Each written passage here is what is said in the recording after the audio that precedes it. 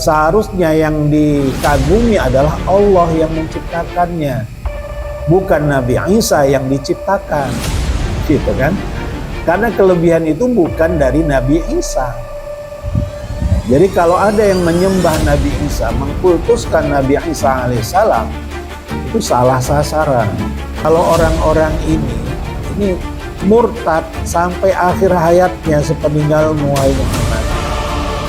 Artinya kalau mau ditolong nggak bisa ini, mau dikatrol nilainya nggak bisa lagi, udah terlalu fatal kesalahannya. Jadi kalau kesalahannya kalau kaitannya dengan tauhid, murtad, keluar dari Islam, itu nggak bisa ditolong. Tapi kalau belum murtad, masih perbuatannya itu maksiat, ya, selain syirik, itu masih bisa ditolong dengan syafaat, ya.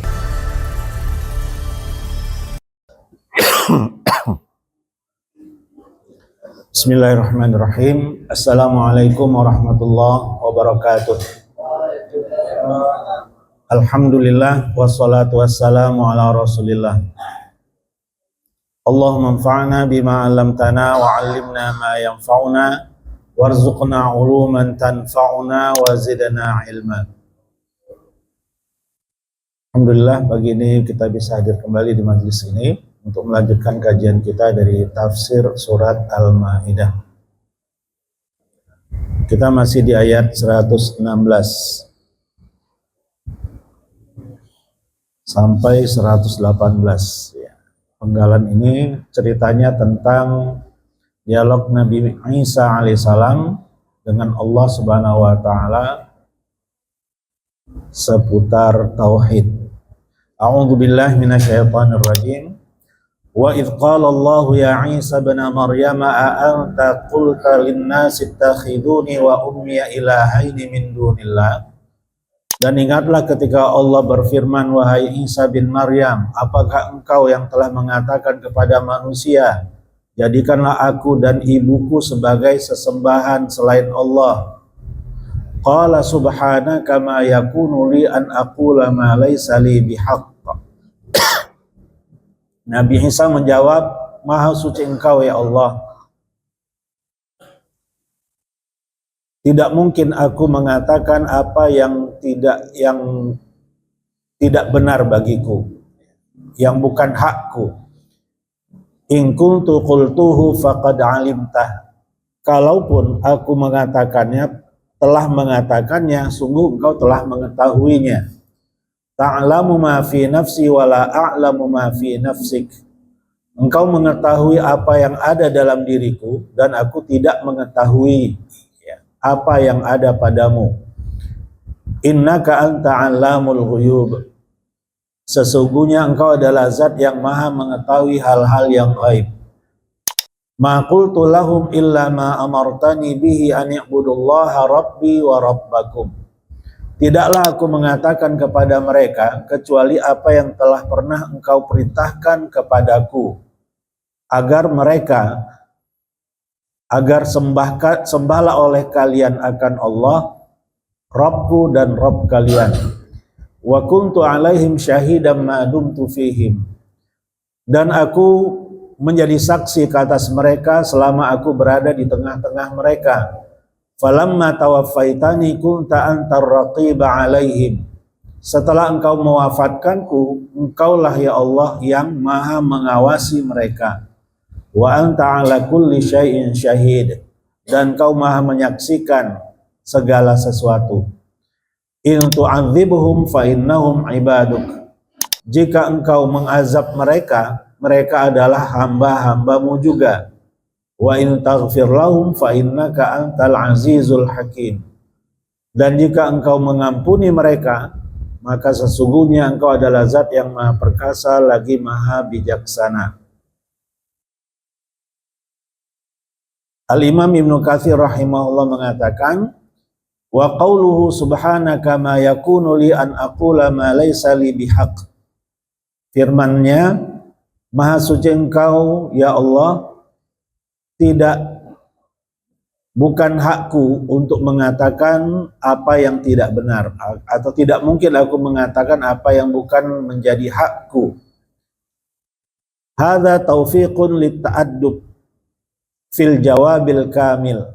Ini adalah taufik dari Allah untuk beradab dalam menyampaikan jawaban yang sempurna.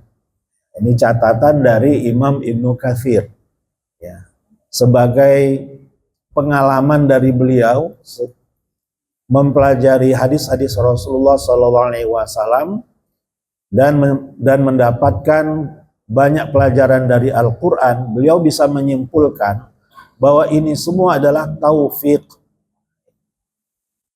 Apapun kelebihan yang ada pada diri kita, semuanya adalah taufik dari Allah. Kelebihan yang ada pada diri Nabi Musa alaihissalam itu adalah taufik dari Allah. Bukan karena Nabi Isa-nya, tapi karena Allah. Nabi Isa alaihissalam terlahir dari seorang ibu tanpa ayah, ya, tanpa ada unsur ayah, itu adalah taufik dari Allah. Seharusnya yang dikagumi adalah Allah yang menciptakannya, bukan Nabi Isa yang diciptakan, gitu kan? Karena kelebihan itu bukan dari Nabi Isa. Ya, jadi kalau ada yang menyembah Nabi Isa, mengkultuskan Nabi Isa alaihissalam, itu salah sasaran. Ya. Jadi seharusnya yang dipuji itu adalah yang menciptakan Nabi Isa alaihissalam, ya, bukan Nabi Isanya. Gitu. Ya.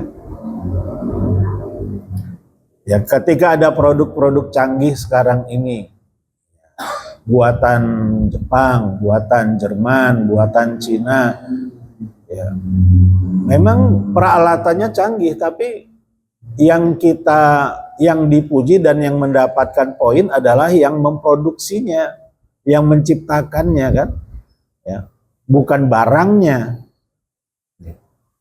Apalagi manusia yang tidak bisa ditiru oleh manusia. Tidak ada manusia yang mampu membuat manusia secara sempurna. Adalah ciptaan Allah. Ya. Wa fi anfusikum afala taqilun. Ya. Dan apakah kalian tidak memikirkan apa yang ada pada diri kalian? Allah Subhanahu wa taala memerintahkan kita untuk melihat kondisi ciptaan kita. Wa in ta'uddu ni'matallahi la tuhsuha. Dan jika kalian mencoba untuk menghitung-hitung nikmat Allah, kalian pasti selamanya tidak akan bisa menghitungnya. Karena terlalu banyak untuk dihitung. Ya. Nikmat hidung sajalah, ya. Hidung kenapa menghadapnya ke bawah tidak ke atas? Itu kan satu rahasia juga. Ya. Alis, ya. Alis ini bukan estetika. Alis ini fungsional dia. Ya. Fungsinya itu untuk menghambat jalur keringat atau air hujan atau air supaya tidak langsung masuk ke mata. Jadi dihambat sama dia. Karena mata kita ini diciptakan oleh Allah dalam bentuk yang sensitif. Kemudian bulu mata, ini bukan hiasan bulu mata, untuk menghalau debu dan menghalau serangga kalau dia ingin memasuki mata kita. Ya, dihalau oleh bulu mata kita. Jadi bukan semata-mata untuk estetika. Ya, jadi ada fungsinya, ada maksudnya. Jadi ini baru sekitar wajah kita, belum lagi yang lain-lainnya, kan. Wa fi anfusikum afala tubsirun, ya, bukan taqilun. Dan apakah kalian tidak memikirkan apa-apa yang ada pada diri kalian? Ya, jadi seharusnya sekali lagi yang disembah, yang dipuji adalah yang menciptakan, bukan yang diciptakan. Karena yang diciptakan itu tinggal terima, ya. Tinggal terima apa yang Allah telah tetapkan kepada mereka. Nah, sisi ini saja, kalau kita mau terus renungkan dengan baik, niscaya banyak mengurangi sikap kita yang tidak proporsional terhadap Allah. Sikap kita yang tidak adil terhadap Allah. Yang menciptakan kita adalah Allah, kok kita senang dipuji orang lain. Bahkan sampai terlupa gara-gara pujian orang lain terhadap kita. Dan kita merasa, dan ada yang merasa tidak nyaman ketika dia tidak dipuji.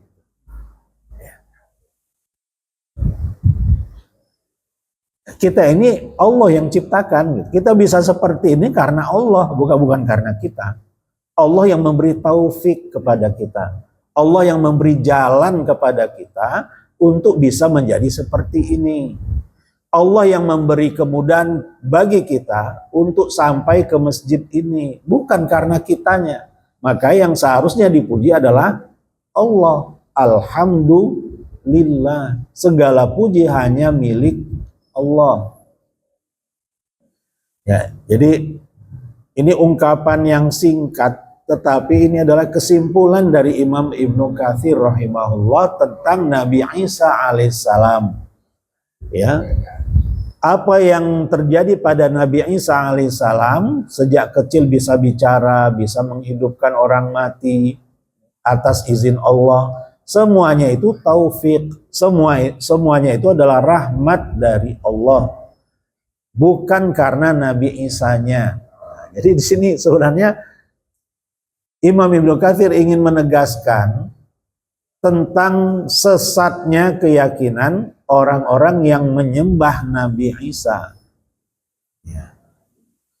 Kalaulah mereka menyembah Nabi Isa, mengkultuskan Nabi Isa, karena Nabi Isa ini luar biasa, bisa tercipta tanpa adanya unsur ayah. Kalau itu alasannya, kenapa mereka tidak menyembah Nabi Adam sekalian gitu? Lebih canggih kan? Ya, tercipta tanpa adanya orang tua. Itu lebih canggih. Ya, nggak ada unsur ayahnya, nggak ada unsur ibunya, tercipta. Kenapa mereka tidak menyembah Nabi Adam saja? Kalau memang masalahnya adalah penciptaannya gitu. Terciptanya Nabi Isa, munculnya Nabi Isa tanpa adanya unsur ayah. Unsur ayahnya itu adalah Allah misalnya. Lah, Nabi Adam lebih canggih kok. Gitu. Ya, nggak ada unsur ayah, nggak ada unsur ibu, tapi tercipta. Kenapa bukan Nabi Adam?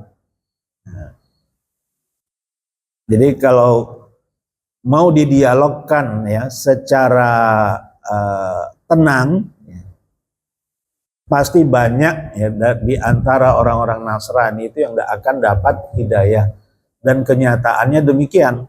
Ya, dalam ceramah-ceramah Dr. Zakir Naik, ya, kalau sebelumnya Ahmad Deedat dari Afrika Selatan kan sering melakukan dialog dengan orang-orang Nasrani. Banyak orang-orang Nasrani, bahkan pemuka-pemukanya masuk Islam. Ya. Karena diajak berpikir. Ya. Ketika diajak berpikir, ya, ternyata dapat hidayah. Berarti memang ada hubungannya pikiran yang Allah anugerahkan kepada kita dengan fitrah, itu nyambung seharusnya. Jadi tidak boleh bertentangan antara logika dengan fitrah. Karena fitrah ini perangkat yang sangat lunak, dia tidak bisa mendominasi. Yang bisa mendominasi dalam diri seseorang adalah logika dan hawa nafsunya. Kalau logika sudah bercampur hawa nafsu, dapat mengalahkan nurani, dapat mengalahkan fitrah. Tapi kalau sedikit saja seorang manusia ya meletakkan hawa nafsunya ya, dan dia mau berpikir lurus, ya, objektif, pasti dia akan menemukan hidayah. Mohon maaf ya, saya sebut nama ya. Rocky Gerung itu sedikit lagi dapat hidayah dia. Kalau mau lurus terus gitu. Ya, karena dia sudah mengkhatamkan Al-Qur'an. Ya, di rumahnya itu ada Quran terjemahan dan dia sudah baca, sudah ada tanda-tanda di stabilonya, kemudian tanda-tanda halamannya itu sudah lengkap di Al-Qur'an dia. Dia sudah lahap semuanya ya. Dan dia tidak punya alasan untuk mengatakan ajaran Islam itu tidak benar, dia nggak punya alasan. Jadi tinggal nunggu hidayah ya. Dan hidayah itu mahal ya. Hanya Allah berikan kepada orang-orang yang Allah kehendaki saja ya. Bukan kepada setiap orang. Allah Maha tahu siapa yang pantas dapat hidayah dan siapa yang belum atau tidak pantas dapat hidayah. Ya, jadi hidayah Allah itu mahal. Ya. Hadza taufiqun litta'addubi fil jawabil kamil. Ya, jadi ketika Nabi Isa alaihissalam menjawab dengan jawaban yang sempurna, subhanaka ma yakunu li an aqula ma laisa li bihaq. Jadi bukan hak bagi siapapun ya, untuk mengatakan ada ilah selain Allah. Nggak pantas. Jawaban itulah yang dipakai oleh Nabi Isa alaihi salam kepada Allah. Ya. Sebagaimana satu riwayat dari Ibnu Abi Hatim dengan sanadnya dari Abu Hurairah radhiyallahu anhu, beliau berkata, yulqi Isa hujjatahu wa laqahu Allah ta'ala fi qawlihi wa idh qala Allah ya Isa ibn Maryam a anta qulta lin-nasi ittakhiduni wa ummi ilahaini min dunillah, qala Abu Hurairah anin Nabi sallallahu alaihi wasallam, falaqahu Allah subhanaka ma yakunu li an aqula ma laysa li bihaq ila akhiril ayah. Jadi menurut hadis Abu Hurairah radhiyallahu anhu ini, Allah, kata Rasulullah sallallahu alaihi wasallam, falaqahu subhanaka ma yakunu li an aqula bihaq an aqula ma laysa li bihaq ila akhiril ayah. Ini ungkapan ini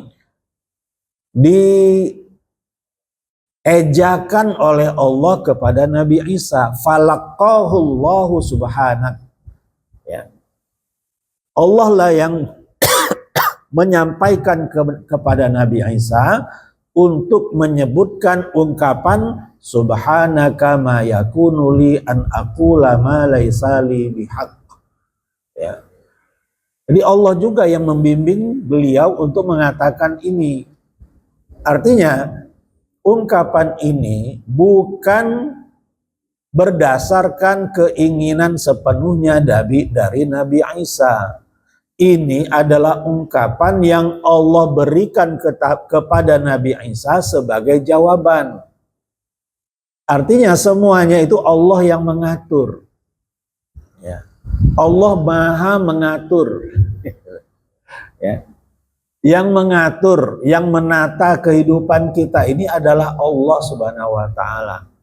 Nah, karena Nabi Isa seorang nabi, ya, jadi Allah atur perbuatan-perbuatannya itu lurus, perkataan-perkataannya itu tepat, apalagi perkataan Nabi Isa alaihissalam akan diabadikan oleh Allah sebagai pelajaran bagi seluruh manusia sampai hari kiamat.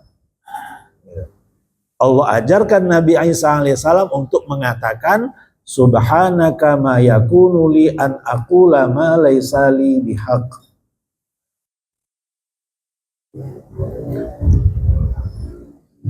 Di surat apa? Qamar atau An-Najm ya. Wa ma yantiqu 'anil hawa in huwa illa wahyu yuha. Ini konteksnya Nabi Muhammad SAW yang jauh lebih mulia, yang jauh lebih canggih dibanding Nabi Isa alaihissalam. Ya. Bahwa Nabi Muhammad SAW tidak mungkin berkata-kata berdasarkan hawa nafsunya. Wa ma yantiqu 'anil hawa in huwa illa wahyu yuha. Apapun yang terucap dari lisan Nabi Muhammad SAW adalah wahyu yang diberikan kepada beliau. Para ulama mengatakan wahyu itu ada dua. Ada wahyu yang ditilawahi dan ada wahyu yang tidak ditilawahi. Wahyu yang ditilawahi adalah Al-Quran. Maka ada istilah tilawatul Quran. Tilawah ya artinya membaca, mengurut ya. Secara harfiah artinya mengurut. Talayatlu itu mengurut. Ya, dari satu, kemudian setelahnya, itu namanya tilawah. Ya, secara harfiah artinya membaca. Ya, jadi kalau ada pembawa acara berikutnya pembacaan tilawatil Quran, itu nggak benar. Tilawah itu membaca artinya. Jadi bukan pembacaan tilawatil Quran. Acara berikutnya tilawatul Quran atau pembacaan Al-Quran. Bukan pembacaan tilawatil Quran. Ya, tilawah itu artinya membaca. Ya. Wahyu yang matlu adalah Al-Quran, yang ghairu matlu adalah hadis. Jadi hadis itu adalah wahyu. Ya, tapi wahyunya di bawah Al-Quran. Apa bedanya? Kalau Al-Quran, lafadz dan maknanya 100% dari Allah. Ya, kita baca surat Al-Fatihah. Surat Al-Fatihah itu dari Bismillah sampai Waladhdallin itu dari langit. Kata-katanya dari langit. Ya, apalagi maknanya, makna yang diinginkan. Nah, kalau hadis, termasuk di sini hadis qudsi ya, hadis nabawi dan hadis qudsi, Allah Subhanahu wa taala menyampaikan isinya, kontennya ke dalam hati Nabi Muhammad SAW. Kemudian Nabi Muhammad SAW menyampaikan dengan redaksinya sendiri. Jadi kalau redaksinya dari Allah, kalau hadis redaksinya dari Rasulullah SAW.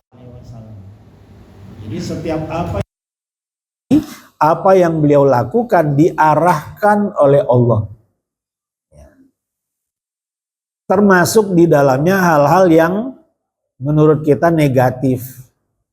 Rasulullah pernah lupa, Rasulullah pernah ketiduran, ya, sehingga kelewatan sholat subuhnya sampai siang. Allah yang menginginkannya untuk satu hikmah yang bisa diambil oleh umatnya sampai hari kiamat. Ya, kalau Rasulullah SAW tidak pernah kesiangan, kita bingung kalau kesiangan. Apa dalilnya gitu? Ya. Man nama an sholatin aw nasiyaha falyusalliha mata dzakaraha wala kafaratu lahu illa dzalika atau kama qala sallallahu alaihi wasallam. Barang siapa yang ketiduran dari satu sholat atau melupakannya, hendaklah dia tunaikan sholat itu ketika dia ingat, ketika dia bangun, dan tidak ada kafaroh baginya kecuali hanya itu. Jadi kalau kita kesiangan, kapan sholat subuhnya? Ya langsung sholat subuh, walaupun udah jam 7 misalnya. Walaupun udah jam 8 misalnya. Langsung sholat. Atau kita biasanya sholat pada waktunya. Sesekali, karena satu dan lain hal, kita tidak sholat di awal waktu. Akhirnya lupa. Gitu. Karena ya perasaan sholatnya di awal waktu. Gitu. Ingatnya sholat zuhurnya itu ketika sebentar lagi sholat asar. Kapan sholatnya? Ya ketika itu. Itu masih di dalam waktunya kan. Bagaimana kalau ingatnya setelah sholat asar? Ya, setelah sholat, maksudnya ketika sholat asar baru ingat, tadi belum zuhur. Ya, sholat asarnya berjamaah lah katakan. Ya, kapan dia tunaikan? Ya, setelah selesai sholat asar, dia kemudian mengqadha sholat zuhurnya. Ya, dan gak ada kafarah selain itu. Ya, jadi lupanya Rasulullah itu adalah hikmah bagi kita.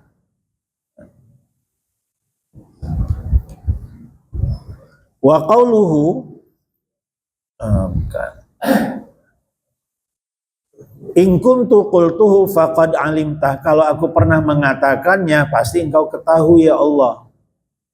Ai in kana sadara minni hadza faqad alimtahu ya Rabb fa innahu la yakhfa 'alaika syai', karena tidak ada yang tersembunyi dari pengetahuanmu ya Allah.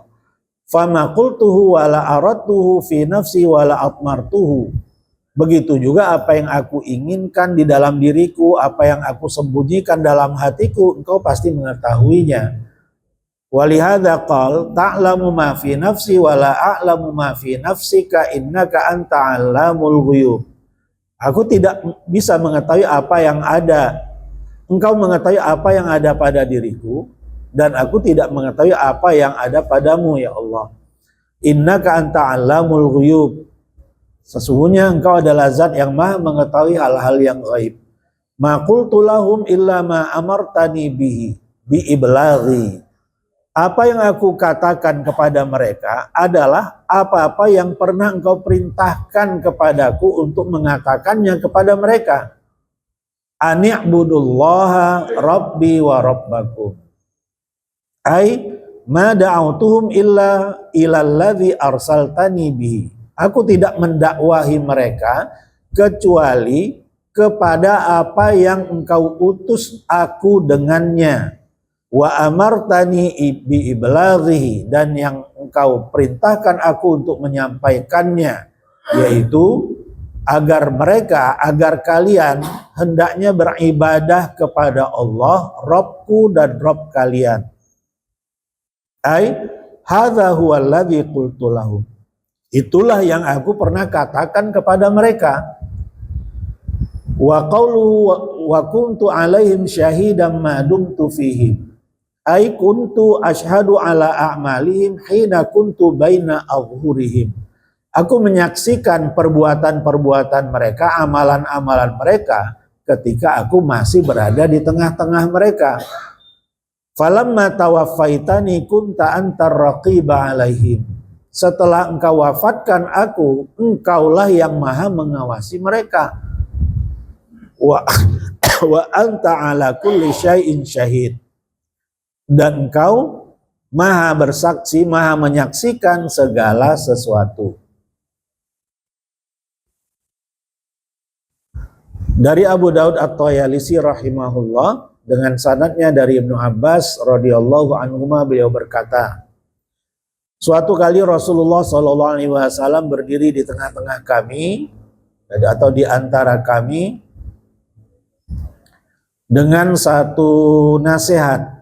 Ya ayuhan nas, wahai manusia, kalian akan dikumpulkan di padang mahsyar di hadapan Allah Subhanahu wa taala, hufatan uratan ghurlan.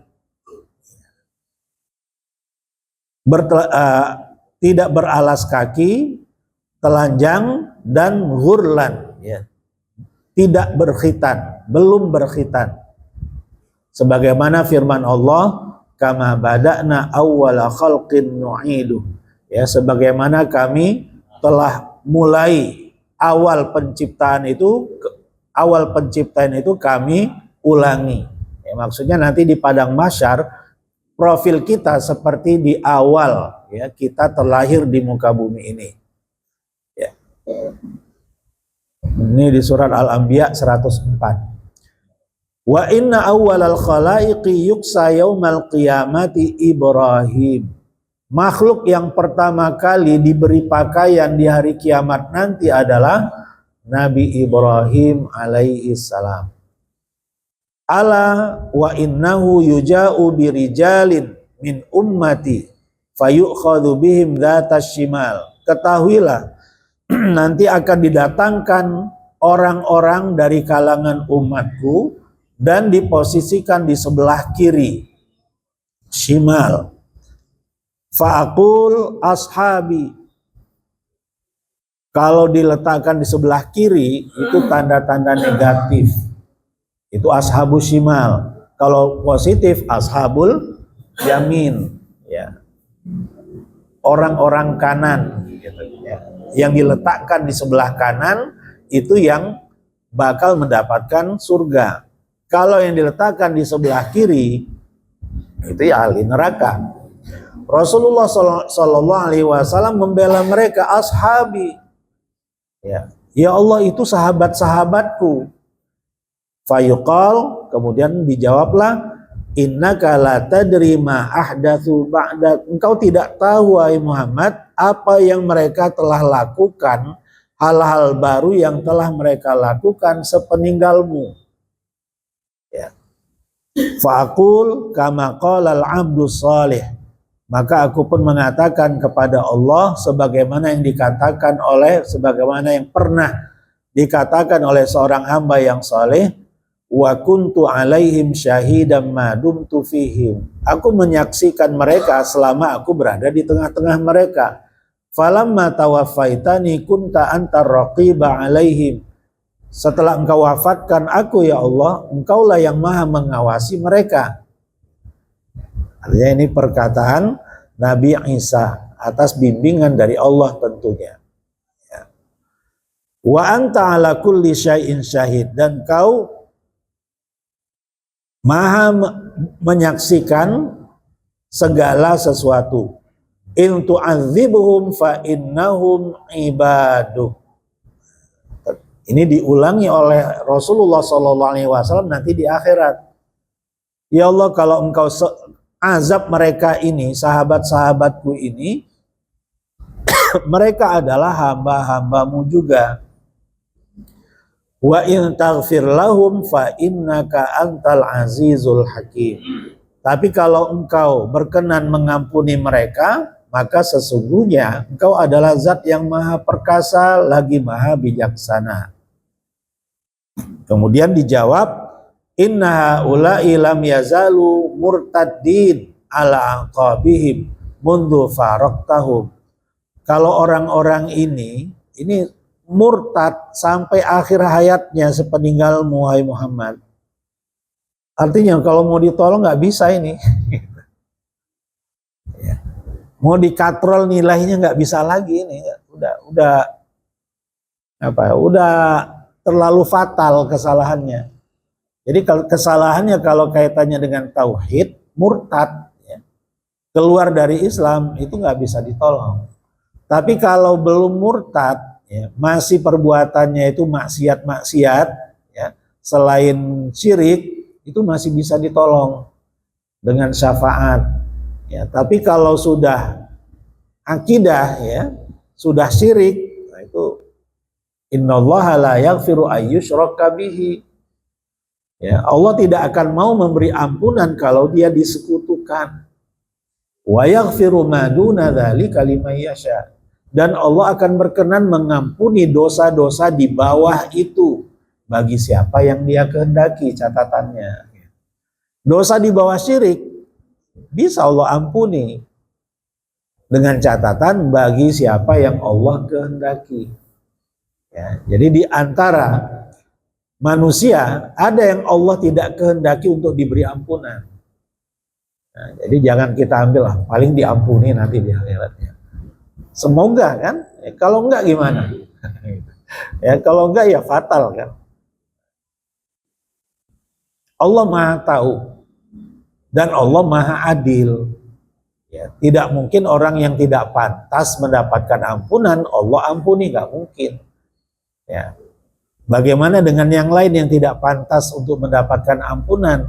Kenapa yang ini dapat ampunan, kenapa yang itu tidak? Padahal sama-sama nggak pantas dapat ampunan. Allah Maha Adil. Allah tahu ya, siapa yang berhak mendapatkan ampunan dan siapa yang tidak berhak mendapatkan ampunan. Ya. Nah, jadi ini kaitannya dengan pertanyaannya, bagaimana orang yang barusan melakukan perbuatan maksiat sadar, insaf, kemudian istighfar. Di kemudian hari dia ulangi lagi kemaksiatan yang sama, kemudian dia istighfar lagi. Kemudian terulangi lagi, istighfar lagi. Itu istighfarnya diterima atau tidak? Para ulama mengatakan walau sab'ina marratan. Walaupun dia 70 kali mengulang-ulangnya, kemudian diakhiri dengan istighfar, Allah tetap berkenan menerimanya. Tapi catatannya Allah Maha tahu. Jadi nggak boleh modus. Ya, gampang nanti bisa istighfar. Itu modus kan? Allah sudah tahu apa yang diniatkan oleh orang yang melakukan kemaksiatan itu. Ya. Jadi yang Allah ampuni itu adalah yang sungguh-sungguh. Ya, sebagaimana seorang sahabat minum khamar karena kebiasaannya sejak zaman jahiliyah minum khamar. Minum khamar itu kayak minum kopi bagi dia. Ya.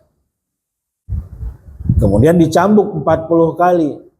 Insaf, ya. Tapi di kemudian hari dia minum lagi. Dicambuk lagi 40 kali. Insaf. Kemudian kambuh lagi, minum lagi, dicambuk lagi 40 kali. Umar bin Khattab radhiyallahu anhu minta izin ke Rasulullah. Ya Rasulullah, saya izin penggal aja ini. Kebangetan ini, diulang lagi. Rasulullah membela sahabat tadi. Ya. Dia masih mencintai Allah dan Rasulnya. Ya. Artinya Rasulullah tahu profil orang ini memang udah kambuhan gitu. Udah ideman istilahnya. Apa ideman itu? Kalau narkoba sakau gitu. Ya. Kalau nggak make, ya dia akan parah gitu, akan seperti ayan. Jadi Rasulullah tahu mana yang sengaja untuk melanggar, mana yang memang ya namanya sudah kebiasaan gitu. Ya, sudah kebiasaan di masa lalu, ya. Dia berusaha untuk berhenti, tapi kemudian kadang-kala ya dia nggak mampu untuk mengendalikan dirinya sendiri. Nah, Rasulullah tahu itu. Ya. Apalagi Allah Subhanahu wa taala. Ya. Allah Maha tahu siapa yang melanggar ini, pelanggarannya sama, tapi apakah hukumannya berbeda? Iya, berbeda, bisa berbeda. Walaupun kesalahannya sama. Karena Allah tahu niatan masing-masing yang melakukan kemaksiatan itu. Ya, kemaksiatannya sama, tapi berbeda antara yang menyeru kepada kemaksiatan itu dengan orang yang ikut-ikutan itu beda. Ya. Orang yang syirik dengan orang yang menyeru kepada kesyirikan itu beda. Ya. Orang yang bermaksiat sehingga dia masuk neraka dengan orang yang bernahi mungkar di dunia agar orang-orang tidak bermaksiat, tapi dia sendiri bermaksiat, kemudian masuk neraka, apakah sama azabnya? Enggak sama. Ya. Orang yang sudah tahu ilmunya, itu lebih berat hukumannya dibanding orang yang belum tahu ilmunya. Dan Allah Maha tahu, ya, siapa yang sudah tahu tapi melanggar, siapa yang benar-benar belum tahu, Allah Maha tahu. Dan siapa yang tidak mau tahu. Ya, artinya kita nggak bisa lantas beralasan, kalau gitu nggak usah banyak tahu lah, nggak usah belajar lah, nggak usah hadir di majelis taklim lah. Nanti banyak tahu, nanti banyak tuntutannya. Ya kena delik yang lain. Kita masuk, orang itu masuk ke kategori orang yang nggak mau tahu. Ya, jadi ada 3 klasifikasinya. Orang yang tahu, orang yang tidak tahu, dan orang yang tidak mau tahu. Ada deliknya masing-masing kalau melanggar. Wa qawluhu in tu'adzibhum fa innahum ibaduk wa in taghfir lahum fa innaka antal azizul hakim. Hadzal kalam yatadammanu raddal masyiah. Ya. Pernyataan ini, firman Allah ini mengandung pesan untuk mengembalikan al-masyiah, keinginan itu kepada Allah. Fa innahul fa'alu lima yasha. Karena Allah lah yang maha mampu melakukan apa yang Dia kehendaki. Alladzi la yus'alu amma yaf'al. Yang tidak bertanggung jawab, tidak mempertanggungjawabkan apa yang Dia lakukan. Wahum yas'alun. Sementara manusia akan mempertanggungjawabkan apa-apa yang mereka lakukan. Ya, jadi jangan pernah kita menyalah-nyalahkan Allah. Nah, ini kan atas kehendak Allah saya bermaksiat. Ya. Itu mereka yang nggak ngerti tentang masyiah itu sendiri.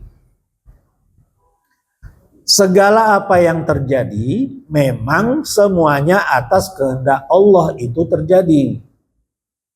Masalahnya di kita punya pilihan untuk melakukan atau tidak melakukan. Itu masalahnya di kita. Kita punya fitrah, kita punya akal. Ya. Itu masalahnya. Kalau melanggar, ya memang semua skenario itu Allah yang menyusunnya.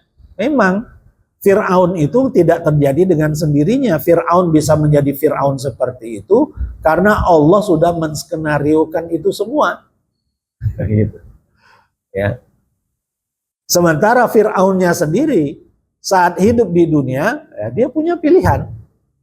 Buktinya sebelum tenggelam dia apa yang dikatakan oleh Fir'aun? Amantu billadzi amana bihi banu Israel.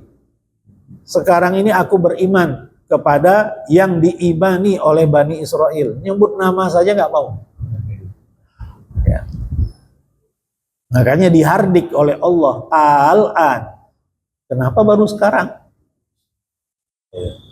Ya, jadi Fir'aun punya pilihan untuk beriman atau tidak beriman, itu punya pilihan. Tapi dia lebih menginginkan tidak beriman. Ya, makanya dia kena hukuman. Di ujung-ujungnya baru sadar, oh iya ya, kalau gitu ya saya beriman. Ya, setelah sudah mentok gitu ya. Jadi masyiah ya, yang maha punya keinginan itu hanya Allah. Ya. Kalau keinginan kita belum tentu kejadian. Ya. Dan kita ini adalah makhluk yang banyak keinginan. Ya.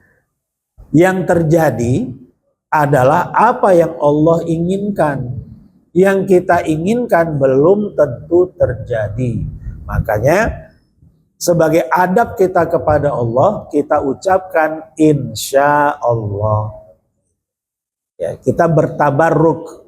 Ya, kita mengambil berkah ya, dari ucapan insya Allah itu terhadap apapun yang kita rencanakan, sekecil dan sesederhana apapun sesuatu yang akan kita lakukan. Jangan lupa insya Allah.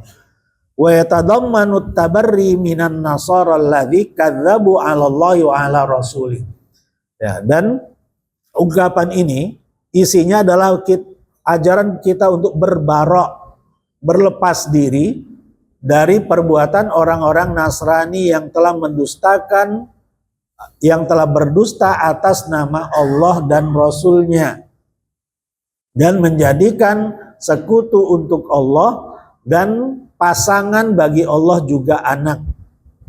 Maha suci Allah dari apa yang mereka telah katakan itu. Wa hadzal ayatu laha sya'nun 'adzim. Ayat ini punya hal yang besar. wana baun ajib, dan berita yang ajib, yang luar biasa unik. Ya, di dalam hadis disebutkan innan nabiyya sallallahu alaihi wasallam qama biha lailatan hatta sabah yurad diduha. Jadi ayat ini, in tu'adzibhum fa innahum ibaduk wa in taghfir lahum fa innaka antal azizul hakim, pernah Rasulullah pakai di dalam qiyamul lailnya, diulang-ulangi sampai pagi. Ya. Sampai pagi Rasul hanya baca in tu'adzibhum fa innahum ibaduk wa in taghfir lahum fa innaka antal azizul hakim, sebagai pembelaan Rasulullah untuk kita. Gitu. Ya. Rasulullah qiyamul lailnya sejak kapan? Kalau kita sepertiga malam terakhir afdolnya kan. Kalau Rasulullah sejak pertengahan malam. Ya. Makanya ba'da isya Rasulullah tidur. La kalama ba'dal isya. Ya. Gak ada acara ngobrol setelah isya. Setelah isya itu tidur. Ya. Setelah isya itu tidur. Kemudian di pertengahan malam Rasulullah bangun qiyamul lail sampai pagi. Bayangkan dari pertengahan malam sampai subuh bacaannya ayat ini. Ya, diulang-ulang terus. In tu'adzibhum fa innahum ibaduk wa in taghfir lahum fa innaka antal azizul hakim. Ya, sebagai pembelaan Rasulullah SAW untuk kita semua umatnya. Ya, subhanallah. Ini saja yang kita bahas di pagi hari ini, semoga bermanfaat. Wabillahi hidayah wa taufiq wal afu minkum. Wassalamualaikum warahmatullahi wabarakatuh. Waalaikumsalam warahmatullahi wabarakatuh.